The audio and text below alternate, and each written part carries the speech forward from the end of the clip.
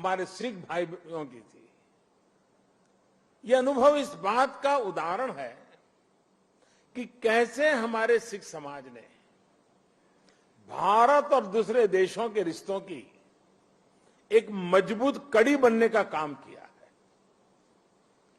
मेरा सौभाग्य है कि आज मुझे इस कड़ी को और मजबूत करने का अवसर मिला है और मैं इसके लिए हर संभव प्रयास भी करता रहता हूं। साथियों, हमारे गुरुओं ने हमें साहस और सेवा की सीख दी है। दुनिया के अलग अलग हिस्सों में बिना किसी संसाधन के हमारे भारत के लोग गए और अपने श्रम से सफलता के मुकाम हासिल किए। यही स्पिरिट आज नए भारत की स्पिरिट बन गई है। नया भारत नए आयामों को छू रहा है, पूरी दुनिया पर अपनी छाप छोड़ रहा है। कोरोना महामारी का एक कालखंड इसका सबसे बड़ा उदाहरण है। महामारी की शुरुआत में पुरानी सोच वाले लोग भारत को लेकर चिंताएं जाहिर कर रहे थे। हर कोई कुछ न कुछ कहता रहता था, लेकिन अब लोग भारत का उदाहरण देकर के दुनिया को बताते हैं कि देखिए भारत ने ऐसा किया है।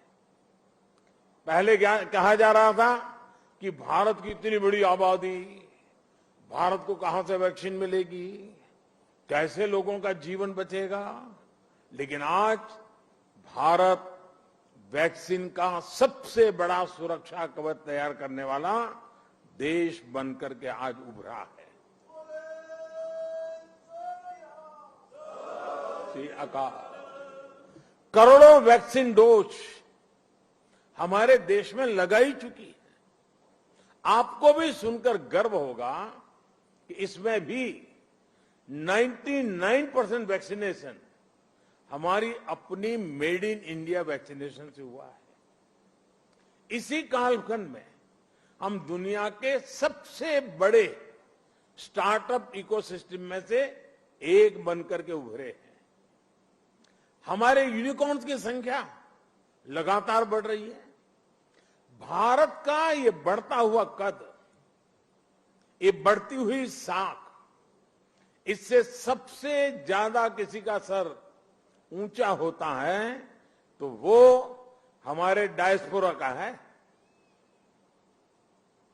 क्योंकि जब देश का सम्मान बढ़ता है तो लाखों करोड़ों भारतीय मूल के लोगों का भी उतना ही सम्मान बढ़ जाता है। उनके प्रति दुनिया का नजरिया बदल जाता है। इस सम्मान के साथ नए अवसर भी आते हैं, नई भागीदारियां भी आती हैं और सुरक्षा की भावना भी मजबूत होती है। हमारे भारतीय डायस्पोरा को तो मैं हमेशा भारत का राष्ट्रदूत मानता रहा हूं।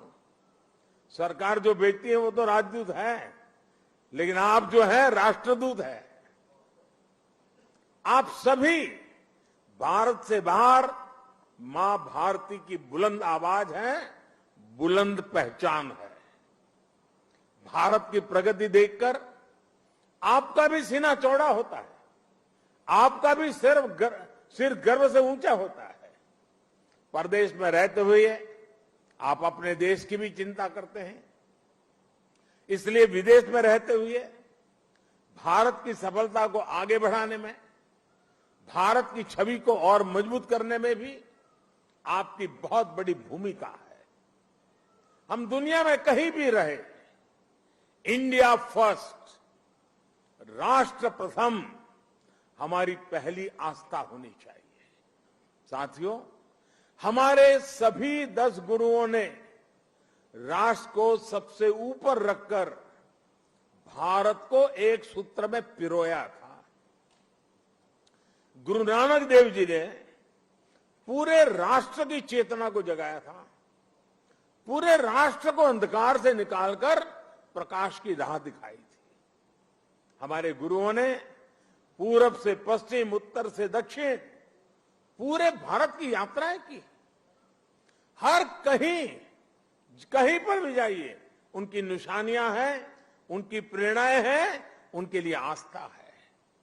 पंजाब में गुरुद्वारा हरमंदिर साहिब जी से लेकर उत्तराखंड में गुरुद्वारा हेमकुंड साहिब तक, महाराष्ट्र में गुरुद्वारा हुजूर साहिब से लेकर हिमाचल में गुरुद्वारा पांटा साहिब तक, बिहार में तख्त श्री पटना साहिब से लेकर गुजरात के कच्छ से गुरुद्वारा लखपत सिंह साहिब तक हमारे गुरुओं ने लोगों को प्रेरणा दी, अपनी चरण रथ से इस भूमि को पवित्र किया। इसलिए सिख परंपरा वास्तव में एक भारत श्रेष्ठ भारत की जीवंत परंपरा है।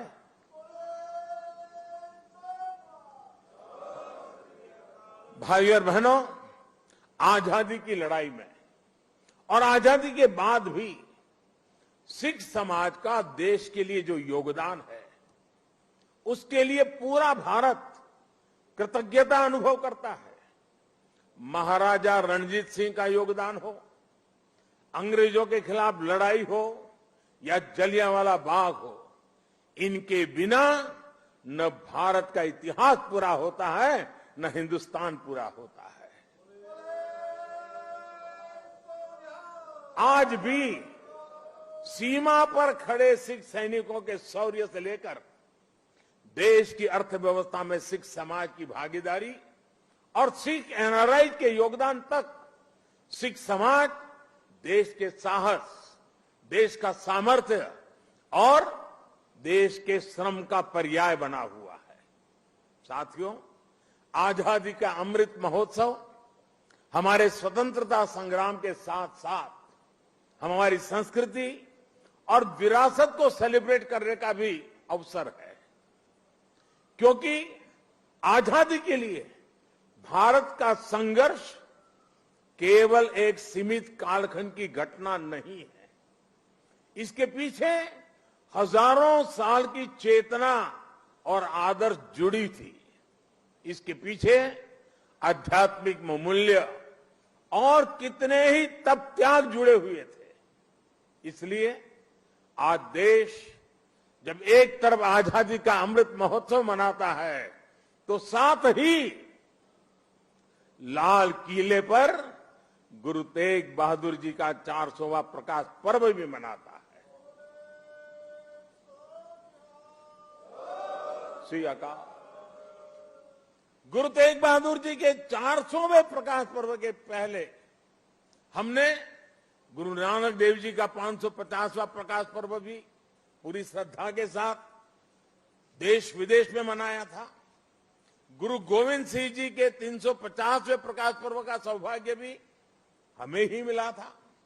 साथियों, इसके साथ ही इसी कालखंड में करतारपुर साहिब कॉरिडोर का निर्माण भी हुआ। आज लाखों श्रद्धालुओं को वहां शीश नवाने का सौभाग्य मिल रहा है। लंगर को टैक्स फ्री करने से लेकर हरमिंदर साहब को एफसीआरए की अनुमति तक, गुरुद्वारों के आसपास स्वच्छता बढ़ाने के लेकर उन्हें बेहतर इंफ्रास्ट्रक्चर से जोड़ने तक देश आज हर संभव प्रयास कर रहा है। और मैं सतनाम जी का आभार व्यक्त करता हूं। उन्होंने जिस प्रकार से वीडियो को संकलित करके दिखाया, पता चल सकता है कि पूरी श्रद्धा के साथ हर क्षेत्र में किस प्रकार से काम हुआ है।